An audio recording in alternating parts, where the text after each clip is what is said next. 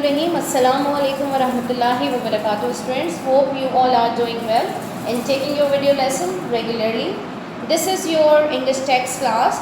Students, in the last class we started a chapter social etiquettes and manners. You remember? Let's quickly recapitulate what we have read in the previous class. There were the two letters we have read. One first written by Zen, who was feeling unhappy and he was a student of grade 6, and the second letter written by Essen, and he was feeling disturbed and he was a student of grade 9. And what was their problem? Zen grandparent considered him, उसको क्या consider करते थे, ill-mannered child, and the big brother is giving him the solution, some tips. He has given some tips to Zen. Okay, then the Essen, he was short-heighted and he would travel in a bus, and he always he used to pay his fare, अपना bus fare भी pay करता था, but mostly he asked to give up the seat for other people.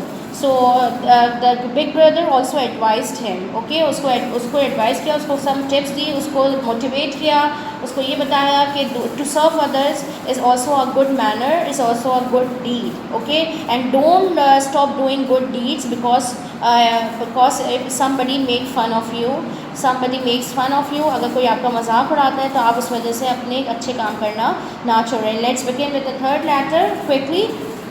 Dear big brother, I'm starting reading. I'm on page number 25. Dear big brother, the letter is written by Fahad. He was feeling penalized and he was the student of class 7. Okay, now dear big brother, I live in a joint family.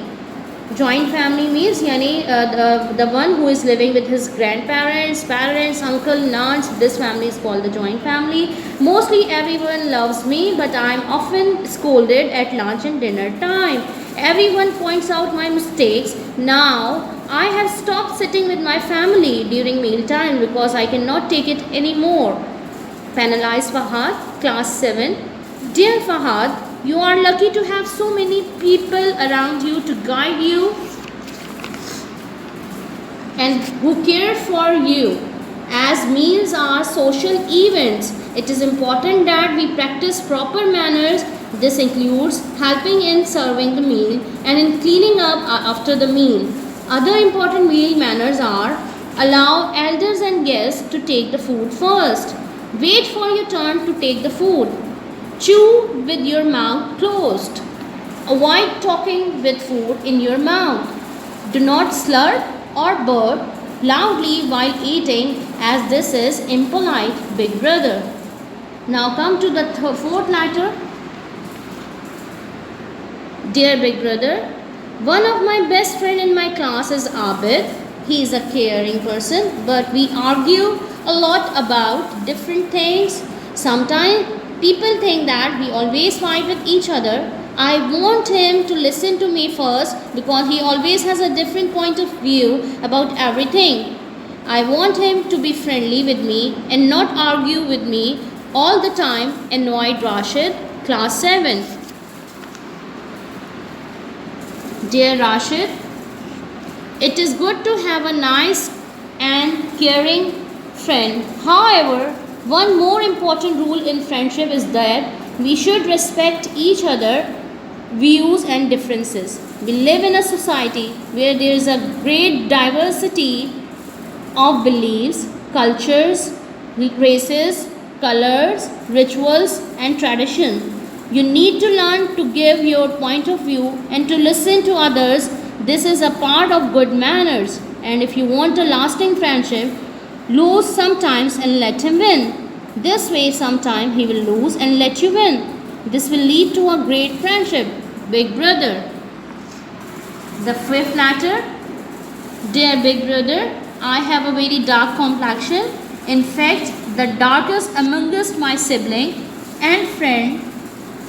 Every time I see people with a fairer skin color, I feel inferior. Frustrated Sania, class 6. Dear Sania, you need to understand that it is not your skin color, your height, or any other physical appearance that makes you a better or more likable person. What matters most is your cleanliness and your behavior. Always have well-combed hair, clean clothes, and clean shoes. Also learn to forgive, respect, and lend a helping hand, and do not backbite or make fun of others. Everyone will love you and will want to be your friend. Okay students, I am going to explain you the third letter that is written by Fahad, who is the student of class 7, and he is feeling penalized, means that he is feeling that he is being punished, उसको सज़ा दी जाती है. What is his problem? Let's start. I live in a joint family. What is the meaning of joint family? A person who lives with his parents, siblings, grandparents, and sometimes with his uncle and aunt, और they live together. तो ऐसे family को, ऐसे ख़ानदान को है we call it joint family. Mostly everyone loves me, हर कोई मुझे पसंद करता है. एवरीबडी लाइक मी, यानी he is like by, he is admired by everyone.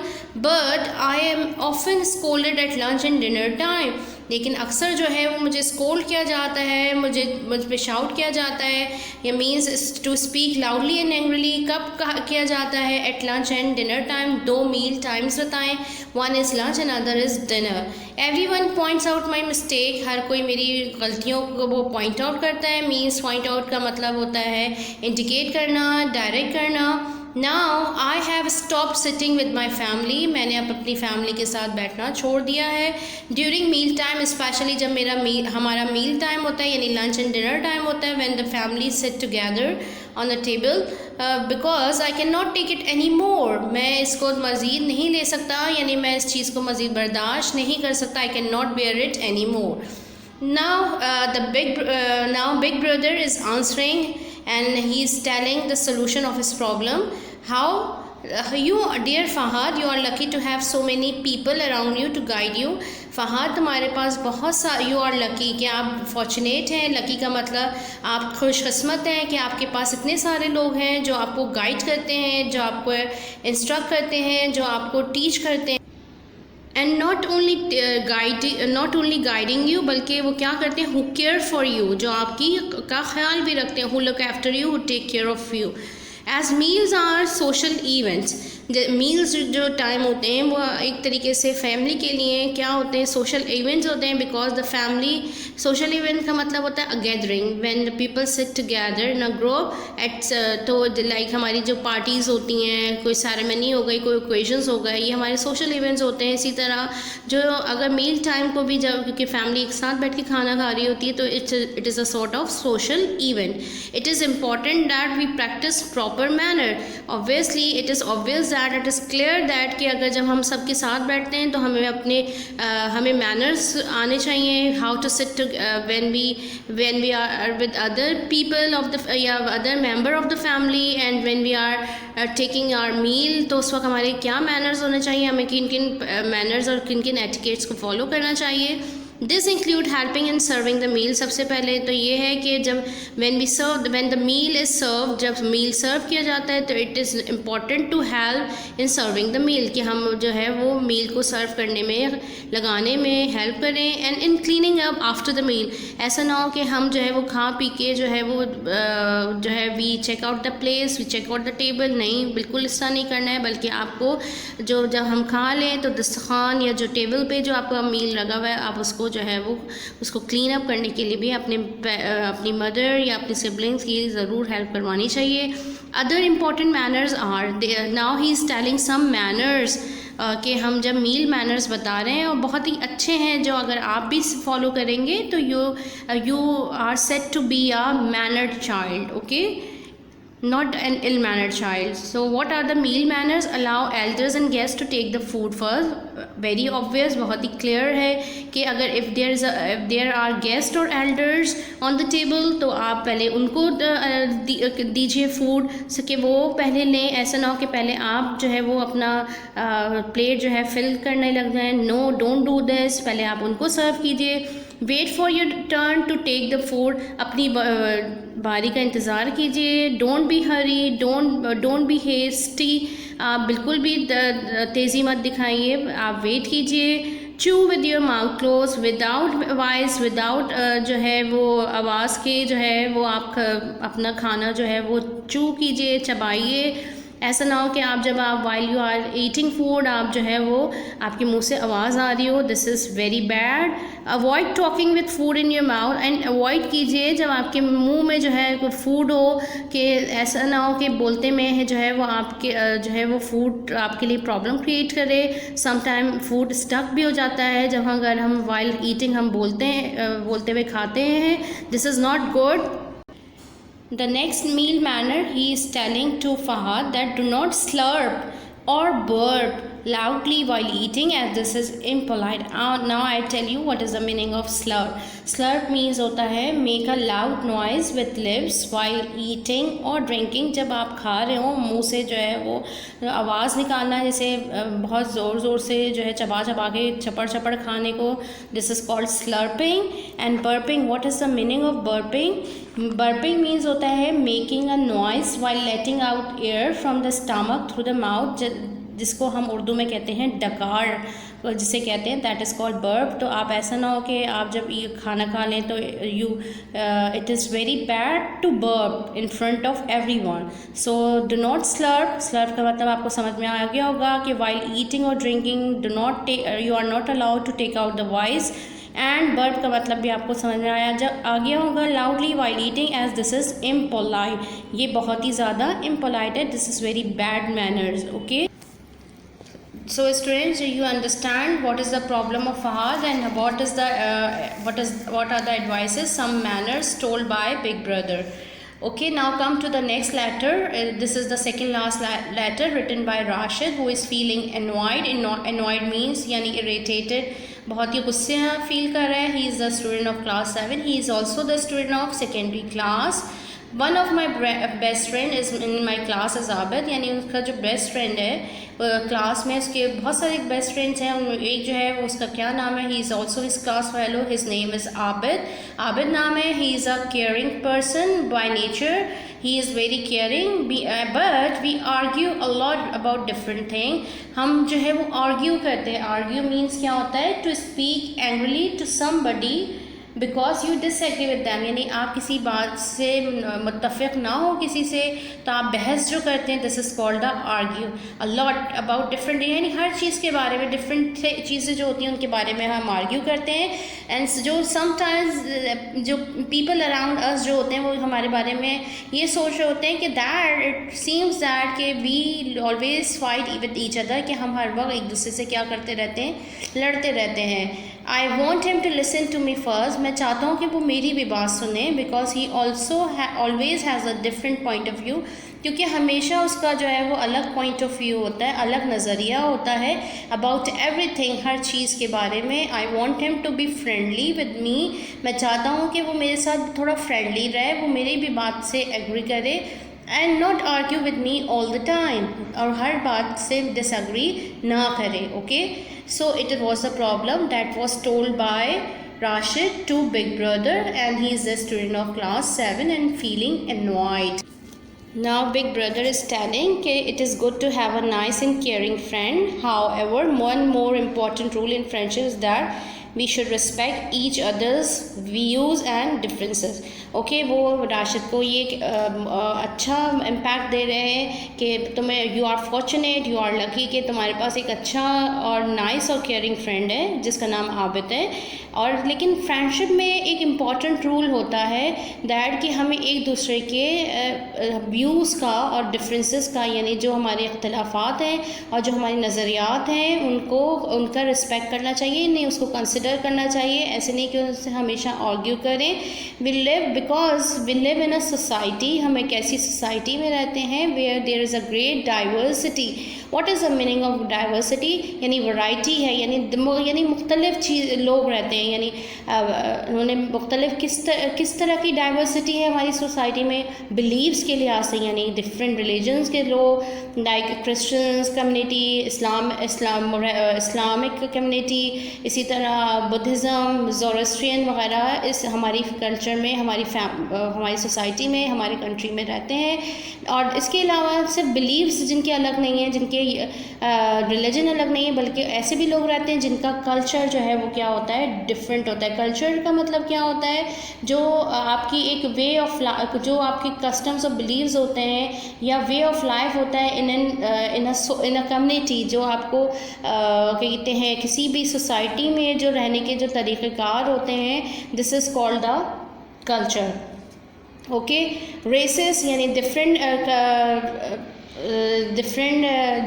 Society, different family से बिलोंग जो लोग रहते हैं, डिफरेंट जगहों के लोग रहते हैं, डिफरेंट कम्युनिटीज़ के लोग रहते हैं। रेसेस का मतलब डिफरेंट ह्यूमन ग्रुप्स के लोग रहते हैं, that comes from the different community from different nation, जो दूसरे नेशंस के लोग रहते हैं। इसके अलावा कलर्स, जिनके जो है रंगत और में भी डिफरेंस है, डाइवर्सिटी है, ना सिर्फ हमारे बिलीव्स में है बल्कि कल्चर्स में भी है, रेसेस में भी है, कलर्स में भी है।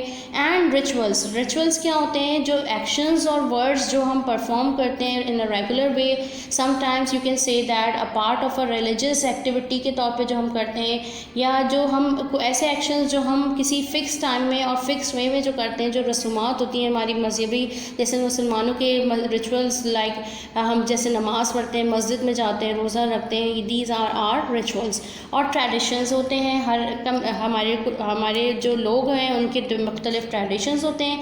ट्रेडिशंस क्या होते हैं, जो बिलीव्स होते हैं, बिलीव्स या जो बिहेवियर जो हमारे एंसेस्टर से यानी जनरेशन टू जनरेशन जो है वो पास डाउन हो, तो वो चीज़ जो है वो क्या कहलाती है, ट्रेडिशन कहलाती है।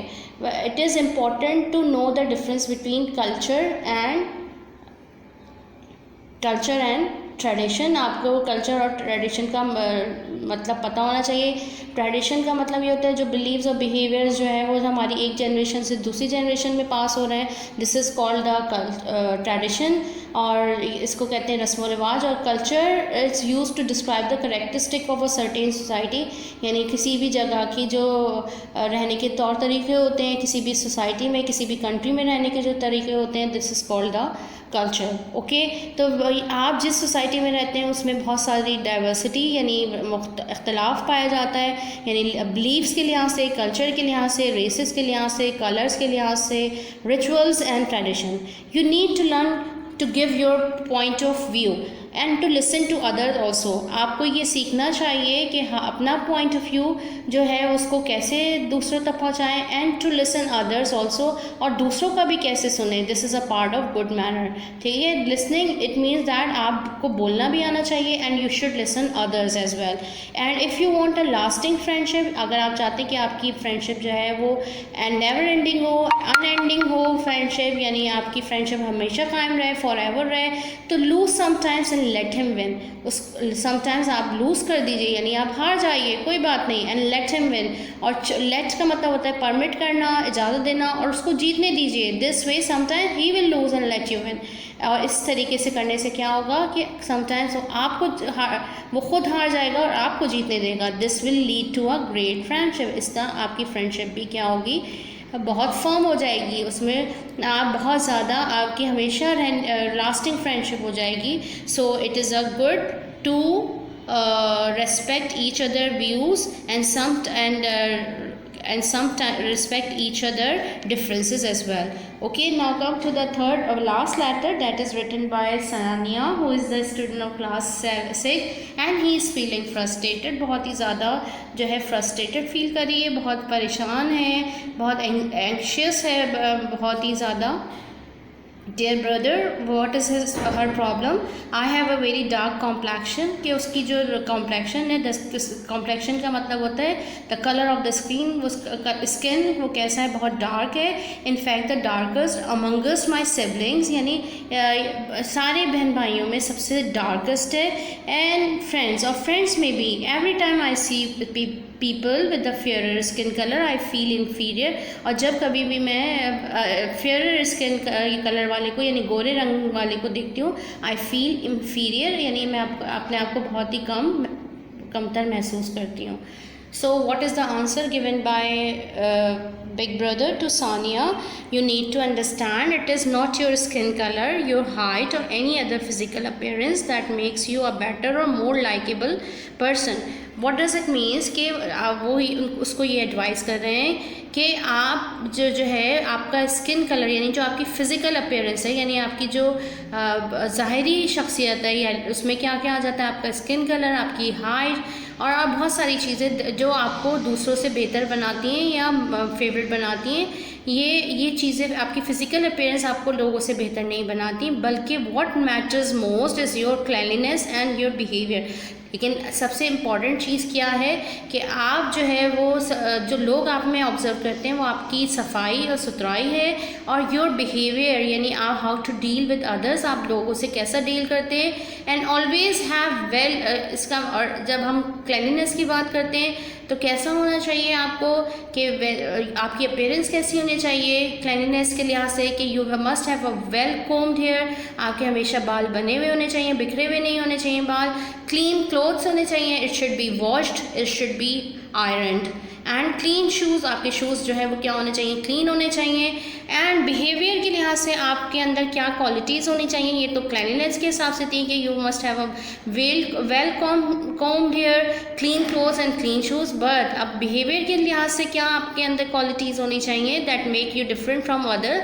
ऑल्सो लर्न टू फॉरगिव, हमेशा सीखिए माफ़ करना, रेस्पेक्ट, इज़्ज़त करना, and lend a helping hand, और हमेशा मददगार बनना लोगों का। And do not backbite and और मेक फन ऑफ अदर्स, और बैक बाइट मत कीजिए। बैक बाइट का मतलब क्या होता है, to say something about someone when he or she is not present, किसी के ऐसे के बारे में कहना जब वो क्या ना हो, प्रेजेंट ना हो, और यानी जिसको हम उर्दू में कहते हैं गीबत करना। एंड और मेक फन ऑफ अदर्स, और दूसरों का मजाक मत उड़ाइए। Everyone will love you and will want to be your friend, हर कोई आपसे प्यार भी करेगा और आपको दोस्त भी बनाना चाहेगा। So what is the advice given by big brother to Sania, Sania को क्या एडवाइस दिए कि be careful about the cleanliness and your behaviour, अपने क्लीनलीनेस और बिहेवियर का ख़ास ख्याल रखिए। इट मीन्स दैट अगर आप क्लीनलीनेस की बात करते हैं, you must have a well combed hair, clean clothes होने चाहिए, आपके क्लीन शूज़ होने चाहिए। बिहेवियर वाइज आपके अंदर क्या क्या चीज़ें होनी चाहिए कि आपको दूसरों को माफ़ करना, लोगों की रेस्पेक्ट करना, उनका बीइंग हेल्पिंग हैंड बनना, and do not backbite, उनकी गीबत ना करना, don't make fun of other, do not mock anyone, किसी दूसरे का मजाक उड़ाना। तो ये this makes you will be loved by everyone, okay, and everybody will want to be you friend, आपका फ्रेंड जो है वो बनना पसंद करेगा। सो students, hope you understand the whole lesson, that is social etiquette and manners. I think you found this chapter very interesting because it is written in the form of short informal letters, and these letters are written by 5 different students to Big Brother in a student magazine. Okay, so what was their problem? We have discussed, I explained in detail. Now I can review how many students were there: Zain, Ahsan, Fahad, Rashid and Sania, and they are sharing their feelings with Big Brother. Zain is feeling unhappy, Ahsan is feeling disturbed, Fahad is feeling penalized, Rashid is feeling annoyed, and Sania is feeling frustrated. Okay, so I hope you understand whatever I explain you, okay, and inshallah ta'ala we will, in the next class we will do words meaning. But before words meaning, it is very important to look up the meanings of new words in the dictionary. You will have to read out the chapter again and you will look up the meaning of the new words in the dictionary. Inshallah ta'ala we will meet you in the next class. Till then, stay home, stay safe. Assalamu alaikum wa rahmatullahi wa barakatuh.